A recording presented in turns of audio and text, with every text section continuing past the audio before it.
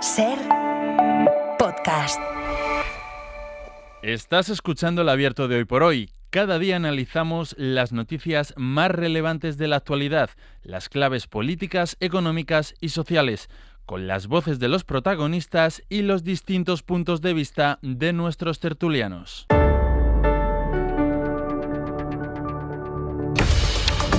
Vaya mañana, sí, con novedades en el entorno judicial relevantes que vamos a ir analizando hoy con Lourdes Pérez. Hola, Lourdes. Egunon, muy buenos días. Eduardo Madina, bienvenido. Hola, ¿qué tal, Pedro? Buenos días. Y José Enrique Monrosi, periodista del diario.es. Monrosi, buenos días. ¿Qué tal? Muy buenos días. ¿Ya has desayunado? Yo me preocupo mucho. He desayunado 2 veces para poder pronunciar alguna sílaba. 2 veces en 40 minutos ya está bien, el récord. Pues de aquí a la hora de comer, imagínate, otras 2 caben. Bueno, pues nada, venga, vamos, que tenemos acumulación de temas esta mañana. Hoy, este va a ser el primer asunto al que nos dediquemos en el Abierto. Hoy comparece ante el juez el empresario Julio Martínez Martínez, amigo de Zapatero, o, decía antes Monrosi, quizá ex amigo, no lo sabemos. En todo caso, responsable, al menos sobre el papel, de la consultora Análisis Relevante. Y acude ante el juez, le ha citado el juez, con intención de colaborar, o de confesar, o de contar, o de delatar al expresidente. Utilizan el verbo, el infinitivo que ustedes quieran. Ayer envió un escrito al juez con su versión. Esto es importante, dejarlo siempre dicho y sentado, con su versión de los hechos. Miguel Ángel Campos, hola de nuevo. Hola de nuevo, Pedro. Como hay mucha información que aportar, como no solo hay este escrito, sino que hay otros 2 más de directivos de Plus Ultra, vamos a ir por partes, si te parece. Lo primero, el contenido de este escrito de Julio Martínez. El resumen, digamos, es claro, siendo muy esquemático. Zapatero era quien decidía lo que había que hacer para conseguir el rescate de Plus Ultra. Zapatero era su socio, el socio de Julio Martínez, porque él, Zapatero, participó en la creación de Análisis Relevante, pero decidió no figurar. Y además él, Zapatero, llevaba a los clientes. Sí, el empresario Julio Martínez sitúa a Zapatero en el vértice de la trama para el tráfico de influencias. Dibuja al expresidente como el verdadero jefe, quien se encontraba en la sombra al mando de la empresa clave, Análisis Relevante, marcaba la estrategia y captaba los clientes, entre ellos a Plus Ultra. Dice que fue Zapatero quien le ofreció a la aerolínea y le informó sobre la concesión del rescate de 53 millones días antes de que lo aprobase la SEPI en febrero del 21. Julio Martínez sostiene que no tenía posibilidad él de obtener nada por sí mismo y que era Zapatero, en su faceta de consultor, quien marcaba los pasos a seguir. Martínez reconoce que pactó con Plus Ultra una comisión de éxito del 1%, más de $500,000, y en horarios mensuales para Zapatero que fueron pagados por la aerolínea a través de 3 empresas distintas del propio Julio Martínez. Desde ahí se habría derivado el dinero para las sociedades de Watefab, la empresa de las hijas, y el propio Zapatero. Bueno, como decía, hay otros 2 escritos que entre sí son muy parecidos, dicen en esencia lo mismo. Son escritos de 2 directivos de Plus Ultra que también están investigados. Y los 2 también señalan a Zapatero como, vamos a utilizar este término, facilitador del rescate, aunque reconocen, esto lo dicen, que no saben con qué personas contactó o meció o intervino el expresidente, pero añaden algo más. Dice que pagaron más de $500,000, algo más de $500,000 de euros por esas gestiones, ese famoso, ya habíamos oído mencionarlo, 1% del importe del rescate. Miguel Ángel. Sí, se trata de Julio Martínez Sola y Roberto Rosselli, directivos de Plus Ultra, que han presentado esos escritos de confesión al juez Calama. Reconocen que a través de un intermediario, Zapatero llamó a Julio Martínez Sola en 2020 desde un teléfono oculto, dice Martínez Sola, para ayudarle ante la difícil situación económica de Plus Ultra, y que a partir de ese momento Zapatero le dijo que hablasen con su amigo Julio Martínez, que él se encargaría de todo. Era el interlocutor. Cuando surgió la posibilidad del rescate de la SEPI, contactaron con Martínez y se acordó el pago de unos honorarios y de una comisión de éxito del 1% que fue abonado con facturas falsas conceptos fraudulentos, a 3 empresas del amigo de Zapatero. El cofundador de Plus Ultra y Roselli dicen no tener constancia de si Zapatero ejerció algún tipo de influencia ante la SEPI para conseguir el rescate, pero unos días antes de la concesión la compañía fue informada de que iba a ser aprobado. Martínez Sola admite además un hecho muy relevante, Pedro. Dice que los discutidos WhatsApps del ex CEO de Plus Ultra, Rodolfo Reyes, prueba clave contra Zapatero, donde se menciona al expresidente y hablan del grupo Zapatero y del PAN a Zapatero, reflejan fielmente la realidad. Y con este contexto, a nadie se le escapa que la que ha venido siendo hasta ahora, ya veremos si continúa o no, la estrategia de defensa de Rodríguez Zapatero, pues ha sufrido cuando menos, digamos, un revolcón o un imprevisto. Ahora mismo hay 4 versiones más o menos coincidentes, que son el informe de los investigadores, la versión que da su amigo y socio en Análisis Relevante y las versiones que dan los 2 directivos de Plus Ultra. Y luego está la versión divergente, Miguel Ángel, que es la del propio Zapatero. Sí, porque los 3 empresarios señalan a Zapatero como vértice del entramado. Zapatero negó que conociera a los implicados de Plus Ultra hasta mucho después del rescate. El CEO de la compañía, Julio Martínez Sola, dice que no fue así y que Zapatero le llamó desde el teléfono oculto. Añaden que los pagos se produjeron a la empresa titulada por Julio Martínez, que aparentemente ejercía en función de testaferro. Y es cierto que Zapatero recibió pagos de esa empresa de Martínez. El expresidente dice que fueron abonos por labores de consultoría efectivamente realizadas. Los empresarios sostienen que no, que eran comisiones por objetivos cumplidos y que los conceptos de pago eran falsos. Será determinante, Pedro, lo que los empresarios, más allá de sus escritos, puedan demostrar en sus comparecencias ante el juez, como la que se espera hoy, esta mañana, de quien fuera amigo de Zapatero, Julio Martínez. El expresidente, por su parte, Pedro, se mantiene en su versión inicial, dice que nada ha tenido que ver y que nunca ha ejercido una influencia para conceder el rescate de 53 millones a la compañía Plus Ultra. Claro, porque no se trata solo de lo que uno dice, sino de lo que uno puede demostrar. Aquí tenemos versiones que conocimos ayer en esos escritos enviados al juez. Y tenemos también la versión del propio Zapatero. Vamos a recordar algo de lo que le dijo al juez Calama en su declaración como investigado. Lo reafirmo rotundamente. No tuve ninguna intervención, no hablé con nadie, absolutamente con nadie del sector público sobre el rescate de Plus Ultra. Y eso es una verdad incuestionable. No habrá nadie que pueda decir lo contrario. Y por tanto, no ejercí ni el más mínimo influencia, ni la más mínima. Ni nadie me lo pidió, Y el trabajo que yo he hecho para Análisis Relevante es un trabajo profesional, como he hecho para otras consultoras.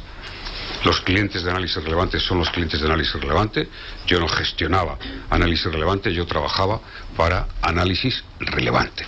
No he tenido conocimiento de la administración ni de nada. Bueno, esto es lo que dijo ante el juez. Vamos a recuperar otro fragmento también de su comparecencia en el Senado, en este cara a cara con el senador del PP, Martín de Maillo. Falso, por ejemplo, toda falsedad. Huawei. Yo no he cobrado ninguna comisión de Plus Ultra, absolutamente ninguna. No he tenido ninguna relación. A través de Análisis Relevante. Difamar, la misma cantidad, en las mismas fechas. En las mismas fechas. El 1% del contrato que aparecía en el ordenador de Julio Martínez. Trabajo por Venezuela intenso. Pues negaba en el Senado haber cobrado ese 1% que figura como concepto también en los escritos que han presentado ante el juez los directivos de Plus Ultra. Una cosa más, Miguel Ángel, aprovecho que te tengo por aquí. De las joyas, de aquellas joyas que encontraron en el despacho, ¿sabemos algo más? No sé si en todo este tiempo ha llegado a aportar Zapatero alguna información sobre el origen de las joyas. Ninguna, ni una sola información, Pedro, hasta el momento respecto a las joyas. Sigue esa valoración inicial realizada por el juez, 1,3 millones. Se comprometió Zapatero a aportar toda la información respecto a su origen en una semana, 10 días. Ha transcurrido con mucho ese plazo y no ha aportado absolutamente ninguna información que pueda explicar el origen de las joyas. Bueno, gracias, Miguel Ángel. De repente ha empezado a sonar un eco, como si Miguel Ángel hubiese entrado en la cueva de los procesos judiciales. Guillermo Lerma. Guillermo, buenos días. ¿Qué tal? Buenos días, Pedro. Ya saben que hasta ahora, ya veremos a partir de ahora, pero hasta ahora el PSOE, Pedro Sánchez también personalmente, mantienen una confianza cerrada en el expresidente Zapatero y de momento, al menos en público, Lerma, en esa posición no hay ninguna grieta. No, el cierre de filas en la cúpula socialista se mantiene tanto en Moncloa como en Ferraz. El mensaje, Pedro, sigue siendo el mismo: confianza en el expresidente y respeto a la presunción de inocencia. Nada mueve a Sánchez de la posición que él mismo fijó el día que estalló el caso, cuando envió ese mensaje al grupo de WhatsApp de la ejecutiva del partido en el que pidió defender el buen nombre de su compañero socialista, de José Luis Rodríguez Zapatero. Sánchez ha sido en primera persona el encargado de defender esa estrategia, la estrategia de asegurar que hay que poner en valor las explicaciones que ha estado dando Zapatero, en su caso ante el juez y ante la comisión de investigación del Senado. Lo dijo Sánchez en una primera comparecencia, tras la comparecencia del expresidente ante Calama, en unas declaraciones en Bruselas. He hablado con el presidente Zapatero durante todos estos días, le he trasladado mi ánimo personal y por supuesto mi confianza en su inocencia. Evidentemente ahora mismo está en una situación procesal en la que efectivamente tiene que ser respetuoso en este caso con el juez Y unos días después también ante la ejecutiva socialista, donde aseguró que Zapatero daría explicaciones y pedía confianza en el expresidente. Porque hablo con él de manera regular, que dará todas las explicaciones precisas, pero también, en todo caso, lo que desde aquí pedimos es que prevalezca la presunción de inocencia, porque es lo mínimo aceptable en un Estado de Derecho como es el nuestro. La postura de Sánchez, Pedro, no cambia, pese a que la realidad de Zapatero sí lo ha hecho, porque esa confesión de Julio Martínez y de los directivos de Plus Ultra pone en entredicho la credibilidad de su declaración. La orden en el PSOE es no dejarlo caer políticamente. En la dirección se limitan a enmarcar esas confesiones en la estrategia de defensa de los empresarios, pero el cierre de filas en la cúpula no disipa las dudas que sí que reconocen otros dirigentes del partido a otros niveles. Admiten que Zapatero queda en una posición muy delicada y que la decisión de Sánchez de no marcar distancias con él es muy arriesgada políticamente. Se está pidiendo una confianza ciega, dicen, defender al expresidente sin tener en realidad armas para hacerlo. Gracias, Lerma. Hasta luego. Hasta luego. Venga, vamos con el análisis. Era fundamental, pues siempre lo es, pero cuando los casos acaban teniendo una dinámica un poco compleja, yo creo que es fundamental dejar planteados todos los elementos, porque a partir de los elementos podemos hacer mejores análisis. Hay diferentes planos, varias dimensiones a tener en cuenta esta mañana. Voy a empezar por la que afecta directamente a la situación en la que queda, si es que creéis que hay un cambio en la situación en la que está José Luis Rodríguez Zapatero en su estrategia de defensa a partir de esos escritos de ayer. Luego os preguntaré por la posición del PSOE, de Pedro Sánchez, en fin, por la apuesta por seguir defendiendo la presunción de inocencia de Zapatero. Pero lo primero es, Lourdes, al menos aportar una reflexión sobre cómo impacta, cómo afecta al propio expresidente en su estrategia estas tres confesiones de ayer. Pues evidentemente es un disparo, torpedo a la línea de flotación. No sé si tanto al modo de defensa en que ya lo está planteando el expresidente, como a la credibilidad de lo que ha venido diciendo hasta ahora. Que uno, lógicamente, se entremezcla con lo otro de manera evidente. Ha hecho fortuna. Ocurre la estrategia Aldama. Ayer Julio Martínez, decimos los dos apellidos porque las circunstancias hacen que el presidente de Plus Ultra, casualidades, sea Julio Martínez Sola. Entonces ya esto, digamos que es el rizo, ¿no?, de toda la complejidad que tiene el asunto. Bueno, por resumirlo, Julito, el llamado Julito, el amigo del presidente Zapatero, el administrador de análisis relevante, ayer le mandó una confesión al juez. Ayer se hizo una aldama, básicamente, por resumirlo mucho. Recordemos que Aldama obtuvo una rebaja de pena, además explicado en la sentencia del caso Mascarillas que condenaba a José Luis Ábalos, lo explicó el Supremo en esa sentencia, que lo hacía por su colaboración con la justicia. Y todos dedujimos, y a los hechos nos podemos remitir, que eso abría la puerta a posibles delaciones en los procedimientos que están abiertos en estos momentos. Dicho eso, y con las cosas que dice Julio Martínez, que para mí dice una evidencia, es decir, respetando lógicamente la presunción de inocencia, si Análisis Relevante tenía alguna capacidad de influir en el entorno era porque tenía a José Luis Rodríguez Zapatero, que había sido presidente del gobierno. Eso es una obviedad. O sea, cuando Julio Martínez dice yo por mí mismo no podía hacer nada, nadie sabía quién era este señor. Con lo cual la influencia lógicamente es de a quién se ficha o con quién se monta la empresa, precisamente para sacar partido a esa influencia. Pero hay una cosa evidente.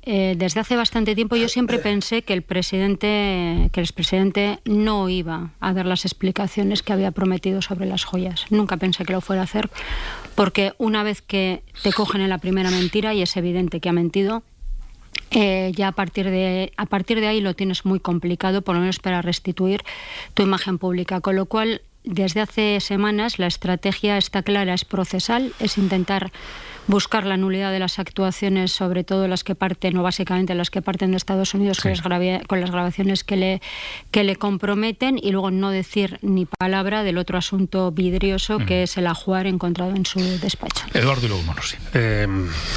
Bueno, digamos que en la guía para no perderse, en este caso Plus Ultra, la cuestión judicializada en la Audiencia Nacional en este sumario tan conocido, tan extenso y tan famoso, consiste básicamente en que hubo una aerolínea de la que no sabíamos nada hasta que fue rescatada en el corazón de la pandemia, que hoy se ha judicializado una cantidad de cosas extrañas alrededor de ese rescate, con potenciales cobros de dinero a través de estructuras societarias intermedias. Todo eso es lo que se está investigando, ¿no? Estábamos en este punto celebrando el Mundial de España, cuando de repente conocemos en la misma tarde de ayer, unas horas antes de la declaración del señor Julio Martínez en la propia Audiencia Nacional, de escritos remitidos por los Martínez y por el señor Rosselli, donde parecen defender una línea argumental que cuestiona la línea de defensa del presidente o expresidente Zapatero. Por tanto, para mí, Pedro, hay un elemento extraño. Si es verdad esto que los Martínez y Rosselli dicen, no entiendo la estrategia de defensa del presidente Zapatero. Y si la estrategia de defensa del presidente Zapatero es verdad, no entiendo los escritos de ayer. Por tanto, creo que hoy todo remite a la declaración ante el juez que haga el propio Julio Martínez. Creo que está llegando a la Audiencia Nacional, lo hará en un rato. Sí. Y vamos a ver cuánta distancia hay entre el escrito presentado y las pruebas que demuestran que lo que está escrito en el papel de ayer es todo cierto. Porque es evidente que si lo que esos papeles llevan dentro es cierto y lo pueden demostrar, pues la estrategia de Zapatero no se entiende. Pero voy a repetirlo. Si es falso, y hay una enorme distancia entre lo que quedó ayer negro sobre blanco y la capacidad probatoria que tienen, hay un elemento más que no encajaría aquí, ¿no? Así que creo que la declaración que haga hoy el señor Julio Martínez es muy relevante y que, en función de lo que sea capaz de demostrar, la orientación y la dirección que adquiera el caso, el recorrido potencial futuro, yo creo que vamos a tener mucha más visibilidad a partir de hoy. Claro, Monosi. Bueno, yo creo que es evidente que las estrategias de defensa son eso, ¿no? Estrategias de defensa, no son condenas, no son pruebas, pero está claro que en lo estrictamente jurídico, nos has dicho que ahora iremos con una segunda lectura un poco más política, sí. Pero en lo estrictamente jurídico, bueno, estas últimas confesiones, aportaciones de información, los escritos del ex amigo, me aventuro a decir, de Zapatero y de los directivos de Plus Ultra, dejan al expresidente en una situación jurídica difícilmente sostenible. Yo creo que es importante recordar que la defensa de Zapatero, el abogado de Zapatero, es experto en estrategia procesal y que de hecho lo más notable de la estrategia de defensa del expresidente durante todas estas semanas, durante todos estos meses, ha sido el paso por intentar precisamente la nulidad del procedimiento desde un punto de vista procesal. Porque explicar no ha explicado nada. Que esto también tiene una conexión con la derivada política, pero explicar, yo recuerdo el vídeo grabado por Zapatero aquel primer día diciendo que tenía ansias, nos lo trasladaban también desde el propio gobierno y desde el Partido Socialista, que tenía ansias por poder explicarse y desmentir, echar abajo todas las acusaciones que pesaban sobre él. Bueno, no ha explicado absolutamente nada. absolutamente nada. Por supuesto, lo de las joyas, no lo ha explicado. En su declaración judicial le pidió 10 días al juez. Ha pasado más de un mes y no ha sido capaz de explicar el origen de esa joya. Pero es que tampoco ha sido capaz, por ejemplo, de aportar pruebas de los trabajos que él asegura que hizo a cambio de la remuneración que percibió. Y yo creo que lo debería hacer también desde un punto de vista de político, pero si pudiera hacerlo también desde un punto de vista procesal, porque la gente para la que trabajó, la gente con la que colaboró, la gente que él definía hasta ahora como sus propios amigos, le está acusando de cosas muy graves, de las mismas cosas que sospecha el juez y que sospecha la investigación. Claro. Le está acusando de cobrar comisiones con empresas interpuestas, con facturas ficticias, por trabajos inexistentes, a cambio de influir en decisiones de la administración. Que habrá que probarlo, evidentemente habrá que probarlo. Sí. Pero yo creo que la declaración de hoy será fundamental, seguramente incluso para ver un giro en la propia estrategia de defensa de Zapatero, que hoy queda realmente dañada. A ver si a lo largo de la mañana vamos teniendo algún detalle de lo que va diciendo Julio Martínez, que ha llegado a la Audiencia Nacional. El Abierto. Ser podcast. Bueno, seguimos con Lourdes Pérez, Eduardo Madina y José Enrique Monrosi. Estamos analizando las implicaciones que para Zapatero, luego yo creo que ya después de las 9 hablaremos de la dimensión puramente política, ¿no? Pero las implicaciones que tienen para Zapatero esos escritos de ayer. Solo por resumir, digamos que en torno al caso Plus Ultra, Zapatero ha mantenido varias cosas, ¿no? La primera: no intervine, no hice nada, no medié, no tuve contactos, en este caso, con nadie del sector público. Llega a decir, no ejercí influencia en este caso. Los escritos de ayer dicen, sí, lo hizo. Zapatero dice, no cobré ninguna comisión, no es verdad lo del 1%, no he cobrado jamás una comisión o un pago por haber mediado en el caso de Plus Ultra. El escrito de ayer de los directivos de Plus Ultra dice, sí, cobró más de $500,000 de euros. Zapatero dice, yo con análisis relevante no tengo nada que ver, solo soy un trabajador al que contrataban para elaborar informes. El administrador de análisis relevante dice, sí tenía que ver. De hecho, él montó conmigo esta consultora, pero decidió quedarse al margen por su condición. No solo eso, sino que los clientes los traía él, incluido Plus Ultra. Es decir, esto tiene que ver con lo que decía Eduardo Madina. La estrategia de defensa de Zapatero, que ha sido esta, delante del juez, pero también en sede parlamentaria, choca radicalmente con la versión de los hechos que dan las otras tres personas. Pero yo creo que lo comentábamos a micrófono cerrado, pero la estrategia de defensa empieza a ser coherente con algo que cuestiona la probidad del expresidente. Es decir, una cosa es lo que dijo él en el Senado cuando esto no se había destapado. Otra cosa también es la declaración ante el juez, pero la defensa está claramente decantada desde hace semanas. Es decir, él no opta por un penalista para, digamos, defender su verdad de los hechos. Ha optado por un procesalista para intentar anular el procedimiento, que parece igual, pero no es exactamente lo mismo en términos de defensa, y quienes saben más que yo de tribunales lo pueden explicar. Pero claro, ¿y si no lo consigue? Pues ¿va a necesitar un penalista? Pues no lo sé lo que va a necesitar, pero hay un problema esencial. La credibilidad de un personaje, la credibilidad política, la credibilidad social de un personaje no tiene por qué permear, no debe permear ni a su situación procesal ni a su situación penal. Porque que tú hayas decepcionado a millones de personas, eso no significa que te convierta en culpable de nada, ni que tenga que afectar, digamos, al sentir del juez o los jueces que te puedan enjuiciar. Pero claro, en este escenario es que la credibilidad está absolutamente mermada, porque quien ofrecía sus labores de consultor era un expresidente del gobierno. Y luego una cosa de la que se hablaba menos, pero que para mí es base y fundamento de todo esto.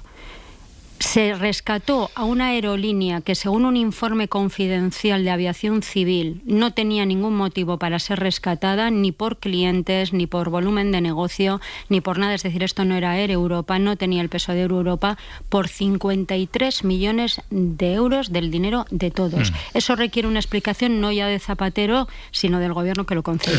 Sí, además es indisociable esto que ha pasado ayer, en mi opinión, Pedro, de de la luz, del faro en la noche que lanza el caso Koldo Ábalos Aldama, ¿no? Donde a través de la aplicación del artículo 66 del Código Penal, donde están todos los beneficios penitenciarios descritos, de la colaboración con la justicia en el esclarecimiento de delitos de mayor entidad, esto es de lo que se beneficia el equipo de Aldama y evita la cárcel, a diferencia de Ábalos, que termina con una pena de 24 años y Koldo con una pena de no recuerdo ya cuánto tiempo. Pues parece evidente que hay aquí una señal admitida, ¿no? Los abogados del señor Julio Martínez, del Martínez y de Rosselli, pues quizá hayan entendido que a través de la colaboración con la justicia hay una potencial línea de beneficios claros para sus clientes, ¿no? Vamos a ver en qué medida son capaces de demostrar lo que los escritos tienen dentro, que supongo que lo serán, porque, en fin, poner todo eso negro sobre blanco y no poder demostrarlo sería incurrir en otro tipo de delitos, ¿no? Sí. Alto en el camino, Morros, y luego ya vuelvo contigo también y vamos a entrar en la dimensión más puramente política de la posición del PSOE respecto a Zapatero o incluso de Pedro Sánchez respecto a Zapatero. Seguimos en Hoy por Hoy. Hoy por Hoy Noticias. Ser Podcast. Vamos a ir cerrando el asunto de Zapatero, que además luego quiero saludar a Pedro Jiménez, porque respecto a Peinado y a la manera en la que el Poder Judicial responde a Peinado tenemos también alguna novedad. Monrosi, voy contigo, que antes además no te cedí la palabra en el otro turno, pero sí que me gustaría plantear la siguiente pregunta. ¿Hasta cuándo creéis o hasta qué punto consideráis que el Partido Socialista como organización, Pedro Sánchez como presidente del Gobierno, puede mantener la confianza pública en Rodríguez Zapatero y esa postura que han venido sosteniendo hasta ahora de no tenemos ninguna duda de que dará las explicaciones necesarias que demuestren su inocencia? De momento siguen en eso, ¿no? Pero, claro, a poco que una pequeña parte de lo que se dice en los escritos de ayer se demuestre cierto, algún cambio va a tener que haber en la posición respecto al expresidente. Monrosi. Sí, ya hace varias semanas casi, cuando estalló el caso, algunos dirigentes del Partido Socialista, personas muy cercanas al presidente del Gobierno, nos trasladaban un horizonte que preferían no imaginarse, pero que no descartaban que tuviese que afrontarse, que es el momento en que el Partido Socialista y Pedro Sánchez tengan que soltarle la mano a Zapatero. Nadie se imagina en el Partido Socialista cómo se puede hacer eso. Está en esta mesa Eduardo Madina, no voy a ser yo quien explique qué es lo que supone José Luis Rodríguez Zapatero para el Partido Socialista. Supone, bueno, pues prácticamente todo de lo que está orgulloso el Partido Socialista. Hay gente que está más o menos cercana a Pedro Sánchez, en diferentes corrientes en el Partido Socialista en diferentes momentos de la historia, pero sobre José Luis Rodríguez Zapatero y sobre su legado político, pues hay un consenso generalizado en el Partido Socialista en que representa pues eso, ¿no? Todo en lo que creen, en el fin de la banda terrorista ETA, la igualdad de hombres y mujeres y personas del colectivo LGTBIQ+, bueno, muchas cosas. Pero sí hay mucha gente en el Partido Socialista, o alguna gente importante en el Partido Socialista, que empiezan a adelantarse a esa situación. Cómo Pedro Sánchez, además, puede soltarle la mano a un activo político de primer nivel para el actual gobierno del Partido Socialista, uno de sus principales defensores y un activo también incluso electoral, un activo mitinero, ¿no? Y yo creo que después de las últimas informaciones, los últimos pasos del procedimiento judicial, pues ese día está más cercano, porque si el Partido Socialista y Pedro Sánchez se creen de verdad lo de que quien la hace la paga, lo de que son absolutamente diferentes respecto al Partido Popular con la actuación de la corrupción cuando les afecta a ellos, pues Zapatero no le está dejando mucho margen al Partido Socialista que no sea el de condenar algún tipo de conductas, porque, y lo decía Madina también al principio, si Zapatero tiene de verdad forma de desacreditar todas las acusaciones que se vierten a día de hoy sobre él, más allá de lo judicial, está siendo un absoluto irresponsable político con su partido y con el gobierno, porque ya lo debería haber hecho, ya debería haber explicado muchas cosas que a día de hoy no ha explicado, y que el Partido Socialista y el gobierno esperan, ansían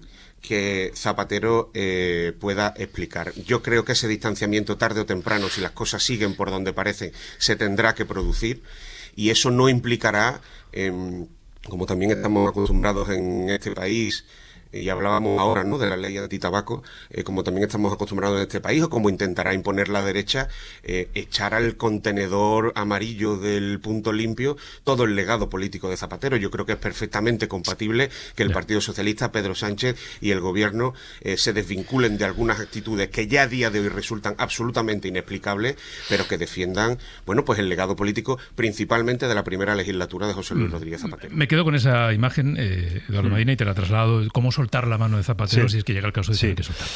Bueno, mi abuela, que era una señora de Guernica, solía decir una frase que me gustaba mucho: doctores tiene la iglesia, ¿no? Doctores tiene la iglesia. Estoy de acuerdo con Monrosi en que la figura, el legado, el significado, si quieres, ¿no?, matizado también por el tiempo, porque la salida del Gobierno a mí me pilló allí en el grupo parlamentario y fue difícil, la crisis, etcétera, pero creo que hoy el significado de la figura de Zapatero trasciende al propio Gobierno y al actual momento del Partido Socialista. Les pasa siempre a los expresidentes, algunos están más enfrentados a la actual dirección del PSOE, otros menos, ¿no?, pero siempre tienen un legado que el tiempo matiza y un significado que el tiempo asienta. Por eso creo que casos como, por ejemplo, el de Ábalos o Koldo impactan al PSOE y al Gobierno. A donde golpean es en el actual PSOE y en el actual Gobierno, porque, en fin, han sido altos mandos del Gobierno, altos mandos del PSOE, es evidente, ¿no? Zapatero impacta en el socialismo, más allá del actual Gobierno. Casi que, si me pongo un poco, diría que en la izquierda. Más allá incluso de las fronteras de la socialdemocracia, también impacta. Porque ha sido capaz de asentar un cierto significado político más allá de las propias fronteras del Partido Socialista y más allá del contexto de sus 8 años de gobierno, con una buena primera legislatura, una segunda más marcada por la crisis, aciertos y desaciertos, aciertos y errores. A mí me gusta decir que lo cierto es que todos fueron de verdad. Los aciertos fueron de verdad y los errores fueron de verdad. A veces en política pasa que hasta los aciertos son de mentira y los errores son de mentira, ¿no? En su caso fueron de verdad. Fue de verdad lo que se acertó y fue de verdad aquello en lo que no se acertó en la crisis. Y hay un punto de honestidad que ha ido con él, que es lo que creo que ahora mismo está tocado aquí, ¿no? ¿Hasta cuándo la mano? A tu pregunta, ¿no? Yo creo que hasta que él sea capaz de poner explicaciones encima de la mesa convincentes, y en la medida en que no lo hace o no lo haga, alguien sea capaz de poner contraevidencias también convincentes. Y la mano, no tengo ni idea lo que hará Moncloa ni la dirección del Partido Socialista, no soy el mejor interpretador de sus decisiones de unos años a esta parte, pero creo que esa será la línea que lo determine. Las explicaciones que convenzan o las contraexplicaciones que también convenzan. Ayer hubo una señal en los escritos remitidos a la Audiencia Nacional por parte de los Martínez y el señor Rosselli. Si son capaces de demostrar eso que pone, pues yo creo que hoy hay un cambio en la orientación y el sentido de la dirección de este caso. Así que intuyo que vendrá por ahí. Lourdes. Hay varias cosas. A mí una que siempre me pasma mucho en los casos de corrupción, con independencia del color político del partido afectado, porque es bastante común, es hasta dónde llega la ceguera de la militancia. Uno no tiene por qué apostatar de la sigla a la que vota y con la que simpatiza, pero con los casos de corrupción, desde los simpatizantes a los cuadros medios a los altos cargos, hay entre una mezcla de identificación y de interés que impide ver que el que tienes al lado ha hecho algo que está mal. Y a mí eso me parece que es algo que este país, en términos de cultura democrática, de cultura de militancia en los partidos, de cultura política, tiene que enderezar. Es decir, que tus simpatías, tus querencias no te cieguen tanto, también a los periodistas nos puede pasar, te ciegue tanto como para no ver lo que tienes delante. Y el asunto de José Luis Rodríguez Zapatero pinta mal desde hace bastante tiempo. El presidente del Gobierno ha dicho que ha hablado con él. Pues una de dos. O uno es muy crédulo o el otro ha mentido, ambas cosas a dos.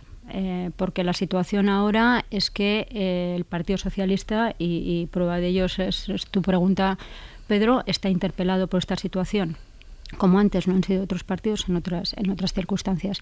Yo creo que hay algo que convendría evitar. Y es que si alguien ostenta el gobierno de un lugar en este país y uno de los suyos se ve salpicado y respetando la presunción de inocencia por un caso de corrupción, hay que blindar la institución. Y esto vale para este gobierno con Zapatero, para este gobierno con el resto de casos que le están interpelando, para Isabel Díaz Ayuso con el asunto de su novio y Quirón, y para cualquier administración que se sienta concernida. Lo relevante es proteger la institución, que es de todos, no solamente del partido que la gobierna puntualmente en ese momento determinado. ¿Y cuándo van a poder soltar lastre? No lo sé, pero el problema es que ahora igual ya no se trata de soltar la mano, sino de pegar un hachazo, porque llega un momento en el que la cauterización ya no es posible, hay que tomar decisiones más drásticas, y se está complicando mucho la cosa para la reacción del Partido Socialista. Claro. Bueno, alguien podría decir, bueno, a lo mejor Zapatero está manteniendo esta versión precisamente para proteger al PSOE. Claro, es decir, reconocer su actividad y su comportamiento. No sé, pero yo sé que creo que hay que explicar dos cosas fundamentalmente desde el Ejecutivo, desde la mesa del Consejo de Ministros. Tienen que demostrar que esos 53 millones de euros de dinero común para el rescate de Plus Ultra no estuvo condicionado por la intermediación de un expresidente del Gobierno. Es que llegados a este punto se me parece un asunto capital que hay que discernir. Bueno, dejadme que haga un alto en el camino y vamos a cambiar de tema, porque quiero que hablemos de peinado. Porque quiero que hablemos de cómo el órgano de gobierno de los jueces, el Poder Judicial, pues le deja hacer.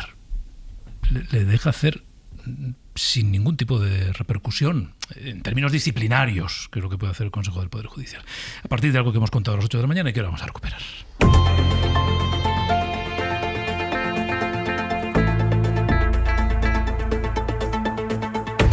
Y en el abierto con Lourdes Pérez, Eduardo Madina y José Enrique Monrosi y Pedro Jiménez, que está por ahí. Hola, Pedro, muy buenos días. Hola, ¿qué tal? Buenos días. Les hemos avanzado hoy a las 8 de la mañana una novedad relevante.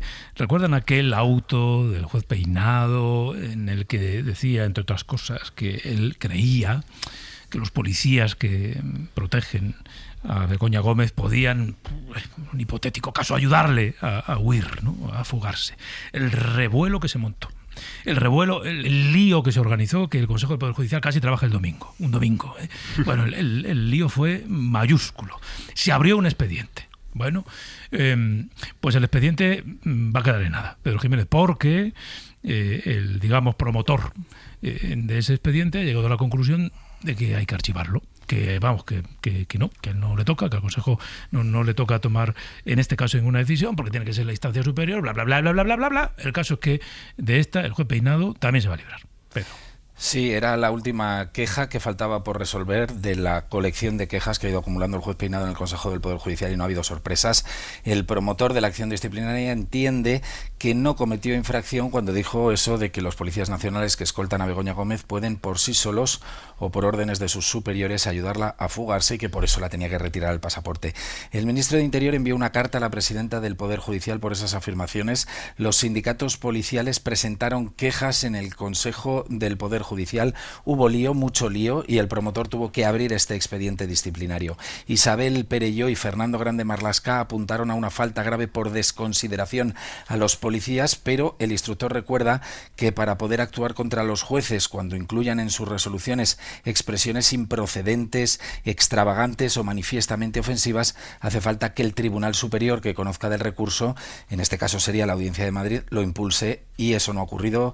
La Audiencia de Madrid no lo ha hecho. La Comisión Permanente estudia, Pedro, esta mañana esta y otras 4 propuestas de archivo por quejas contra Peinado, entre ellas las de Bolaños por el interrogatorio al que le sometió Moncloa, o las de Más Madrid y PSOE, porque el juez tuvo que archivar una investigación por malversación al gerente de la empresa municipal de transportes en Madrid por un patrocinio a la web OK Diario. Se le pasó el plazo legal para prolongar la investigación y hubo que archivarla. Gracias, Pedro. Oye, a vosotros. 5 quejas, esto es un pleno. 5 quejas, 5 archivos. 5 quejas, 5 archivos contra este juez. Por diferentes motivos. Porque se le pasa un plazo y entonces un caso termina archivado. Porque emite opiniones pues discutibles en un auto para justificar la retirada del pasaporte. Bueno, 5 quejas, 5 archivos. Oye, Madina, mira que tiene suerte el juez Peinado. que en fin, hace la quiniela y acierta los 15. Sí, este es bueno. Mira, este es un sitio para un procesalista. Yo, si estuviese acusado en una causa que dirigiera, estuviera instruyendo al señor Peinado, tiraba de procesalista porque yo no recuerdo una instrucción tan problemática, tan compleja, tan de idas y vueltas, con tantos errores, con tantas salidas de tono, con tantas expresiones desafortunadas, poniéndoselo tan fácil a los narradores del discurso del Lofer. O sea, esto no hay por dónde cogerlo. Tan largo en el tiempo, tan extraño, todo mal. Peinado todo mal. Es un buen titular, ese Peinado todo mal. Porque no ha dado una. Entonces, esto, si realmente había en la instrucción de este juez material con el que él trabajaba, que pensaba que la señora Gómez podía haber cometido una serie de delitos, creo que la instrucción debería haber ido más ligera, más serena, más estable, más previsible, más por los libros. Y ha ido, excepto por los libros, por todos lados. Así que no me extraña que haya escritos que le solicitan la retirada y el sobreseguimiento y que esto no avance más, porque me parece que estamos ante uno de esos casos que más ruido ha generado, más extrañezas ha creado y más... En fin, más facilidades ha puesto a quienes han querido hacer del caso Peinado un caso justicia española, como si todos los jueces fuesen como este señor, ¿no? Afortunadamente solo hay uno, como Peinado solo hay uno. Claro, porque, Morro, si voy contigo, a este juez, a lo largo de este proceso, Begoña Gómez y otros, le han ido rectificando algunas de las decisiones que tomaba. Sí. Bueno, la última, claro, se puede interpretar como la Audiencia de Madrid avala la decisión del juez Peinado de enviar a Begoña Gómez a juicio conjurado, pero también se puede ver como la Audiencia de Madrid elimina 2 de los 4 delitos que venía imputando el juez Peinado a Begoña Gómez, ¿no? Ahí ya el vaso medio lleno o medio vacío. Pero esta sensación que se puede extender, ¿no?, de cierto corporativismo en el mundo de la justicia, que no es que tenga que ver con los procesos sobre Peinado. Yo, que llevo ya unos cuantos años sin hacer el Hoy por Hoy, o sin hacer informativo, recuerdo haber llevado este mismo asunto a las tertulias de manera casi histórica, ¿no? Así es que entre ellos pues se cuidan y se protegen. Rossi. Sí, como el juez Peinado solo hay uno que afecte al Partido Socialista. Eso sí es verdad. Ya. Pero como el juez Peinado hay más. Y de hecho tú acabas de decir que recuerdas que ya hace unos años también hablabas de estas mismas cosas. Sí. Que le pregunten a Podemos o a Unidas Podemos por otros ínclitos magistrados como el juez de Escalonilla o el juez García Castellón. Y no puedo estar más de acuerdo, de verdad, con lo del corporativismo que comentabas, y que a veces a mí me recuerda también a lo que nos ha pasado o lo que nos pasa muchas veces a los periodistas, ¿no? No estamos ágiles o duchos a la hora de expulsar a especies invasivas que no pertenecen realmente al gremio y que simplemente por el propio bien del gremio, por cuidar al gremio, debíamos ser mucho más diligentes a la hora pues de acotar nuestros propios terrenos profesionales, ¿no? El Consejo General del Poder Judicial, lo que quiero decir con esto es que el Consejo General del Poder Judicial, la justicia no solo debería protegernos al conjunto de los ciudadanos de instrucciones tan delirantes como las del juez Peinado, sino que la justicia debería protegerse a sí misma de personas o de magistrados como el juez Peinado. Me hacía mucha gracia leer hace unos días unas declaraciones del juez Marchena diciendo que consideraba una tragedia, ¿no? Consideraba una tragedia la desconfianza de los ciudadanos españoles y las ciudadanas españolas hacia la justicia.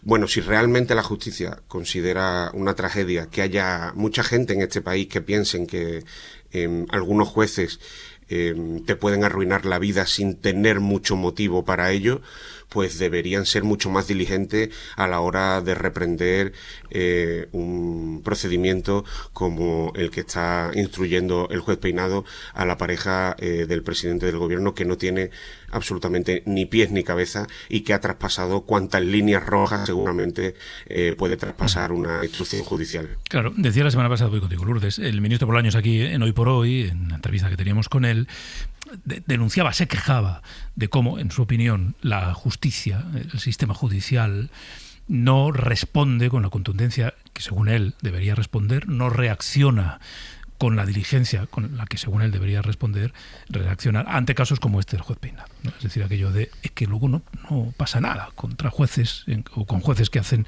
o que actúan o que instruyen o que investigan como investiga el juez Peinado. Más allá del corporatismo que pueda haber en la carrera, que algo hay, pero yo no creo que sea realmente lo determinante sí es que el sistema institucional español protege de manera especial a la judicatura. Es decir, constitucionalmente yo creo que son el único colectivo que tiene blindada su independencia. Pero que la Constitución te blinde la independencia frente a los otros dos poderes del Estado, el legislativo y singularmente el ejecutivo, no significa que cada juez en sí mismo no tenga que preocuparse de guarecer su propia independencia y su propia autonomía. Y desde luego lo que no se puede permitir un juez es dar la sensación de que tiene algún tipo de obcecación, por decirlo de alguna manera, con un imputado o, en este caso, en el caso de Begoña Gómez, con una imputada. Remover a un juez en España se ha convertido en algo muy complicado, precisamente por ese blindaje legal, hasta el punto de que ha habido jueces que no estaban, lo voy a decir así, en sus cabales. Es decir, diagnosticados, gente que, claro, que lleva instrucciones judiciales, o sea, la suerte de las personas, que ha costado mucho removerlos de su puesto. Probablemente a eso va a haber que darle en algún momento, como en tantas cosas en el país, habría que darle una vuelta. Y luego no hay que olvidar que el Consejo General del Poder Judicial, pese a lo que opinan, o sea, lo que creen muchos ciudadanos, no es un órgano de jueces, no lo integran jueces. Hay jueces, pero también hay juristas de eso que llamamos juristas de reconocido prestigio, es decir, no son miembros necesariamente de la carrera y es un órgano de gobierno. Dicho esto, la Audiencia Provincial de Madrid le ha enmendado en muchas cosas a Peinado y en cosas relevantes a Peinado, por ejemplo, que no seguir avanzando por la vía de Europa vinculada presuntamente a la figura de la mujer del presidente del gobierno, pero en lo mollar, y lo vimos con la resolución de la semana pasada, le ha apoyado la instrucción hasta el punto de que le va a sentar en el banquillo a Begoña Gómez. Ahora bien, ¿dónde está el punto, digamos, más crítico para mí de todo este procedimiento? Que el juez Peinado ha forzado tanto las cuerdas en las formas, sobre todo de la instrucción, que eso ha contaminado en buena medida el desarrollo adecuado del procedimiento.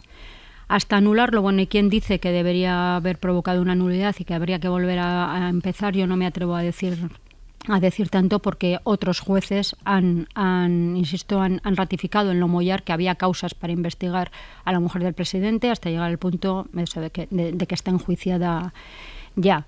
Pero, desde luego, el auto de las medidas cautelares, el último de Peinado, es incomprensible. Y todavía es más incomprensible el intento que hizo de salir del jardín, donde, para intentar salir del jardín, de decir que no había agraviado a los policías que custodiaban y tal, dijo que era una mera hipótesis. Bueno, pues si es una mera hipótesis, eso no debería estar en esos términos en una resolución judicial. Y, en segundo lugar, citó a Bettino Craxi. Es decir, la huida de Bettino Craxi, el primer ministro italiano acusado por corrupción, a Túnez. Bueno, pues en fin, ese auto es un despropósito y prueba de ello es que las medidas cautelares sí han sido anuladas por la audiencia. Las han tumbado, sí. Bueno, pues nada. Fíjate, casi no hay semana en la que no tengamos que hablar del juez Peinado. Que no digo que no esté justificado, ¿no? Pero como que de repente... Y mencionaba antes Lourdes que... Tiene una entrevista al juez Peinado, ¿eh? ¿Tú crees? Pedro, sí, tiene una entrevista. Igual es una cosa muy loca. Bueno. Si responde las preguntas igual que escribe los autos, yo no sé si vamos a entender la entrevista. Todos tus entrevistados estaban cuerdos a lo largo de la historia. El primero que no está cuerdo es el entrevistador. Luego ya, a partir de ahí, los entrevistados, pues sí, pues alguno efectivamente no estaba muy allá.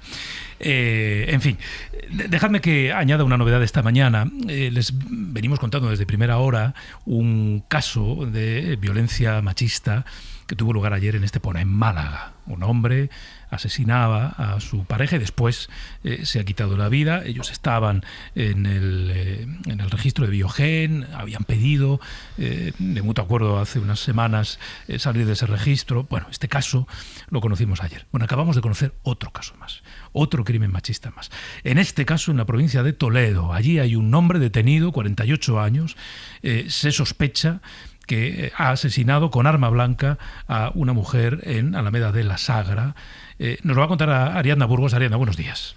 Buenos días. La agresión ha tenido lugar esta madrugada, pasadas las 5 de la mañana, en una vivienda situada en una plaza del municipio, donde al parecer el hombre ha acuchillado a la mujer. Fuentes de la Guardia Civil han añadido que el hombre de 48 años ya ha sido detenido y han precisado que la víctima no se encontraba en el sistema Biogen y no había antecedentes por hechos similares. Según ha podido conocer la SER, los hechos se están investigando por la Policía Judicial de Toledo. La víctima tenía 45 años y en el domicilio se encontraban 3 de sus 4 hijos, uno de ellos menor de edad. Ahora mismo el detenido se encuentra en el Hospital Universitario de Toledo, ya que intentó quitarse la vida después del asesinato. Es terrible, es todo terrible. En el caso gracias, Ariana, en el caso del crimen de Málaga, la pareja tenía 2 hijos de 6 y 4 años, que ahora quedan huérfanas. El hombre mató a la madre y luego se quitó la vida. Y en este caso de Toledo, 4 niños. O 4 hijos, uno menor de edad. Bueno, igual los demás ya eran mayores, pero en el fondo 4 hijos. En fin, terrible, terrible. El Abierto. SER Podcast. Y quiero que hablemos esta mañana también de los incendios. El más grave sigue siendo el de la provincia de Guadalajara, a falta de la actualización de los datos de esta mañana. Ayer dejaba 26.000 hectáreas quemadas, ese incendio de la Mierla, que se ha ido extendiendo, ya supera con mucho los límites de ese término municipal de la Mierla. Hay 33 pueblos afectados, evacuados. Quiero que saludemos a Francisco Lorenzo, él es el alcalde de La Huerce. Francisco Lorenzo, muy buenos días. Buenos días. ¿Qué tal? En el caso de su municipio, la orden de evacuación llegó ayer, ¿verdad? Sí, ayer por la mañana. Uh-huh. Y no tanto por la amenaza del fuego como por el humo. Sí, realmente lo que nosotros estamos más la incidencia mayor es el humo, claro, y la proximidad del incendio, claro. Uh-huh. Cuéntenos cómo es La Huerce, ¿dónde está? Pues La Huerce está en el corazón del Parque de la Sierra Norte y es un pueblo, pues, ¿qué va a decir el alcalde? Pues precioso. ¿Está muy afectado el entorno, alcalde? Muchísimo. Nunca creo que habían vivido un incendio similar, ¿verdad? No, de estas características nunca jamás. Hubo otro hace 40 años en un pueblecito al lado, en Valdepinillos, pero vamos, no tiene nada que ver, eso fue nada. Esto es una cosa terrible. ¿Cuántos vecinos son en La Huerce? En La Huerce vivimos habitualmente, pues durante todo el año, unas 15 personas. Entiendo, alcalde, que siente como si las llamas le hubiesen quemado a usted mismo, ¿no? Pues sí. La verdad es que nosotros, afortunadamente, en nuestro término, no hemos sido afectados directamente de momento. Ya veremos a ver cómo termina esto. Pero claro, los pueblos de alrededor han quedado calcinados. Claro, quería preguntarle por los pueblos de alrededor, porque en el fondo, en lugares como el lugar en el que está La Huerce, todo forma parte de una misma comunidad, de un mismo territorio. Seguro que entre los alcaldes se conocen, entre los vecinos se conocen. Claro, por supuesto. La relación es personal, familiar, entre toda la gente del entorno, claro. Entonces, los que se está salvando de momento, pues es La Huerce, Galve, Cantalojas, Campisábalos, los Condes, todo eso de momento se está salvando. Pero por los cercanos como La Nava, como La Nava de Jadraque, Semillas, Elordial, todos estos pueblos que son hermanos, están achacados. Achacados con la incidencia que tiene de que somos pocos y los que hay son ganaderos, que esto pues les va a venir fatal, claro. A ver qué hacemos ahora con el ganado y con todo lo que se deriva de ello, claro. Claro, quería preguntarle al alcalde de qué se vive en esa zona. Entiendo que lo dice usted de la ganadería, ¿no? Principalmente la ganadería y el tema turístico. El principal pueblo que hay por allí es enseñar de turismo total y un pueblo precioso es Valverde, que tampoco de momento nos ha afectado. que es limítrofe también con la Huerce. Pero claro, pues ahí se vive de la ganadería y del turismo, no se vive de otra cosa, no hay otros recursos. Y del paisaje. Vivíamos también del paisaje hasta que se ha declarado el incendio. ¿Dónde ha pasado la noche, alcalde? Pues yo es que mis padres, como mucha gente, emigraron a la zona del corredor y yo he vivido aquí hasta que me he jubilado y decidí subirme a vivir al pueblo. O sea, usted volvió al pueblo. Entonces, ¿Que usted volvió al pueblo? Sí, yo volví al pueblo. Yo volví al pueblo y vivo allí permanentemente. Entonces, bueno, pues tengo una vivienda aquí en el corredor, en Alovera, y ayer cuando nos evacuaron, pues como la mayoría de la gente que está en el pueblo, pues tiene familiares o incluso vivienda en la zona del corredor, en la zona de Madrid, Alcobendas y San Sebastián, y cada uno pues nos fuimos a nuestro domicilio, y bueno, pues los vecinos de Galve, de Cantalojas, de Campisábalos, pues nos ofrecieron sus casas y para, bueno, pues si queríamos utilizarlas, pero bueno, la mayoría de la gente se ha ido a sus casas. Pues Francisco Lenz, alcalde de La Huerce, le enviamos un abrazo fuerte desde la SER. Pues muchas gracias. Gracias, alcalde. Vamos a ver cómo termina esto. Gracias. Es un incendio terrible, terrible. 26.000 hectáreas ya quemadas en la provincia de Guadalajara. Dejadme que me vaya a otro punto de España donde el fuego también hace que muchos vecinos estén con el corazón en un vilo. En la provincia de Teruel, ayer se declaraba un incendio en Ejulbe. Esta mañana nos decían que ya había afectado a más de 1.000 hectáreas. Ayer por la noche se decidió el desalojo del municipio de Los Molinos y David Ferrer es su alcalde. Alcalde, muy buenos días. Hola, buenos días. La población, es Molinos. Molinos, sin los. Perfecto, perdone. Molinos en Madrid, sí. De la población de Molinos. Creo que usted acaba de participar en la reunión del CECOPI, si no me equivoco. Sí. ¿Qué datos le han dado? ¿Cuál es la situación a esta hora de ese incendio? Pues ahora mismo el fuego sigue activo, hay muchísimo humo, pero ya han empezado a trabajar los equipos de aire, o sea, los aviones y helicópteros.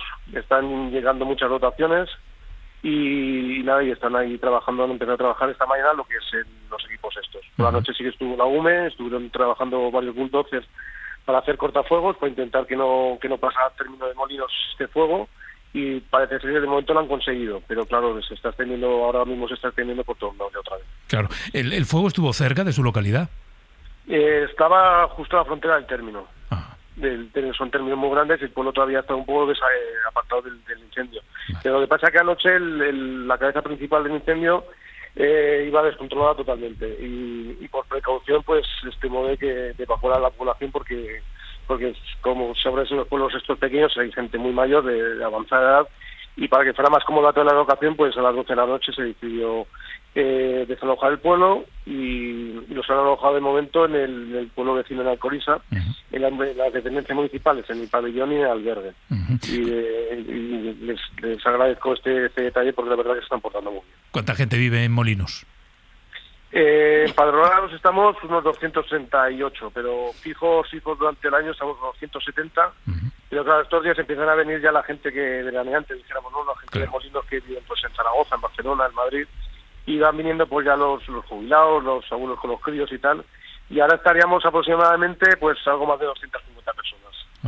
El desalojo fue bien, se hizo sin incidencias. Sí, sin ningún problema, nos ayudamos entre todos los vecinos, y como por suerte hay en los pueblos pequeños nos conocemos todos, pues ya sabemos las personas que tienen dependencia, que necesitan, pues que viven solas, personas mayores, y entre todos los vecinos pues nos ocupamos de desalojarlos con la ayuda de la Guardia Civil. De momento entiendo que no pueden volver al municipio. No, nos han dicho de momento no se puede volver a casa. Vale. Nos van a dar de comer ahí en Alcoriza, van a preparar comida y tal, y esta noche pues a las personas mañana se han comentado que las van a reubicar. Aparte del albergue pues intentarán de colocarlas en algún hotel cercano o lo que sea, para que estén más cómodas. Una cosa más, alcalde, cuéntenos, para quienes no conocemos esa zona, cómo es Molinos y cómo es su entorno. Bueno, Molinos pues eso, estamos en una zona rural, aquí en Teruel. Es un pueblo, pues también es pueblo turístico, de que vivimos pues hay unas rutas de cristal, ¿no? De estas estalamitas. Y bueno, vivimos principalmente pues también de la ganadería y del turismo y de los servicios, que es el pueblo que gracias al turismo están viviendo. Pues que vaya bien, es decir, que en Molinos los habitantes, los vecinos puedan volver cuanto antes, que el incendio quede perimetrado todo lo rápido que se pueda, aunque son días complicados por el calor. Sí, hace mucha calor, empezó a mover otra vez aire y el aire es que es criminal. Es criminal, sí. Porque te descontrola por todos lados y, en fin, a ver si tenemos mucha suerte y no llega mucho más esto. A ver, David Ferrer, alcalde de Molinos, gracias por habernos atendido y muy buenos días. Muchas gracias por la atención vuestra. Gracias. Lourdes, yo reconozco que me quedo así con el corazón encogido, ¿no? Escuchando al alcalde de La Huerce, en Guadalajara, ¿no? Ha sido un testimonio radiofónico impresionante.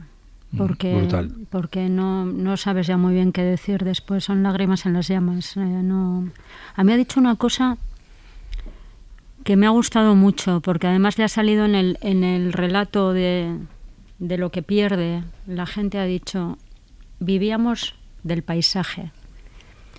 Es que hay en los incendios y en las catástrofes naturales hay intangibles, es decir, solemos recontar todo lo que se pierde, que podemos cuantificar, pero no hablamos de los intangibles, ¿no? Es decir, del valor de los recuerdos que se te queman, del paisaje donde has crecido o donde has pasado buenos momentos que acaba devastado, ¿no? Todo ese dolor acumulado que generan, que ya se nos ha olvidado, ¿no? Nos hemos olvidado porque desgraciadamente al cabo de un año volvemos no a estar donde todavía, al menos, y esperemos que no tengamos que estar ahí, pero ocurrió Almería con 11 muertos, 11 no, 13, ¿verdad? 13 muertos. Sí. Hace nada, y parece que hemos pasado página, donde estábamos el verano pasado, ¿no? Pero todo ese sedimento que van dejando las catástrofes naturales en España, singularmente los incendios, esas cenizas acumuladas, que no suman solo las pérdidas, eso que podemos sumar, que podemos cuantificar, sino también todas las cosas no tan palpables en la vida de la gente, ¿no? Y solo por eso nos deberíamos concienciar de que el medio ambiente es de todos y de lo que lo tenemos que proteger muy activamente y evitar algunos negacionismos que no contribuyen a esa pelea. Voy con Eduardo y con Monrosi. Claro, y algo que para quien nace en una ciudad grande, vive en una ciudad grande y digamos, se desenvuelve en una ciudad grande, puede tener un sentido relativo, que es el vínculo con el entorno, con el paisaje, el vínculo con tu pueblo, el vínculo con ese grupo de chopos que está al lado del arroyo donde pasaste tu infancia, ¿no? Y que lo ves desaparecer. Sí, es la memoria de poblaciones enteras en zonas no urbanas que todos los veranos nos conmueven con noticias como esta. Es verdad que la entrevista que le has hecho al alcalde ha sido profundamente conmovedora porque está viendo cómo todo el entorno en el que se sitúa su municipio está ardiendo y la incógnita de cómo va a terminar. Cuando ha terminado la entrevista ha dicho, vamos a ver cómo termina esto. Sí. Esa duda de cuándo terminará lo que les está tocando vivir. Bueno, es evidente que todos los veranos tenemos un problema aquí, que cuando no son unas zonas las afectadas son otras y que siempre son unos números de hectáreas altísimos los que quedan arrasados con todo lo que dices dentro, no intangibles de memoria, de vidas, biografías, paisajes vitales y memoria en parte de este país, en sus zonas de interior, que todos los veranos sufre por el mismo sitio, ¿no? No sé cuándo va a haber un día en el que seamos capaces de ser más fuertes ante esto, menos vulnerables ante este volumen de incendios. No diré evitarlo, pero tener una cierta sensación de menos vulnerabilidad. ¿Qué hay que hacer para que haya una sensación de una psicología de menor vulnerabilidad? Hace falta un gran acuerdo de país, hace falta multiplicar recursos, hace falta aprobar un servicio civil de limpieza de incendios obligatorio para toda la sociedad española a los 18 años, como antes había un servicio militar, hace falta mover organizaciones no gubernamentales, hace falta reforzar estructuras como la UM. ¿Qué hay que hacer? Que los que saben, ¿por qué no somos capaces de exigir a los dirigentes, a los decisores políticos, que cojan el conocimiento adquirido y lo conviertan en medidas implementadas ya? A través de un gran acuerdo de país, ¿quién puede estar en contra de una buena? Intuyo que nadie, ¿no? Así que no sé por dónde fallamos, pero todos los veranos las noticias nos recuerdan que estamos fallando. Claro, voy contigo, Monrosi, simplemente por añadir una reflexión. Si ya cuesta fijar población o atraer población a pueblos que son paisaje, ¿qué ocurrirá cuando estos pueblos arrasados por el fuego dejen de ser paisaje? Es decir, ¿quién va a volver o quién va a querer ir o quién va a querer quedarse si el fuego ha devorado lo que son y ha puesto en dificultades también las fuentes de riqueza, la ganadería, por ejemplo? Monrosi. Me parecen profundamente descorazonadores estos últimos minutos del abierto por los temas que estás tratando, porque van de la vida, ¿no? Y porque implican fallos del sistema. Hablabas de los casos de violencia machista de las últimas 24 horas.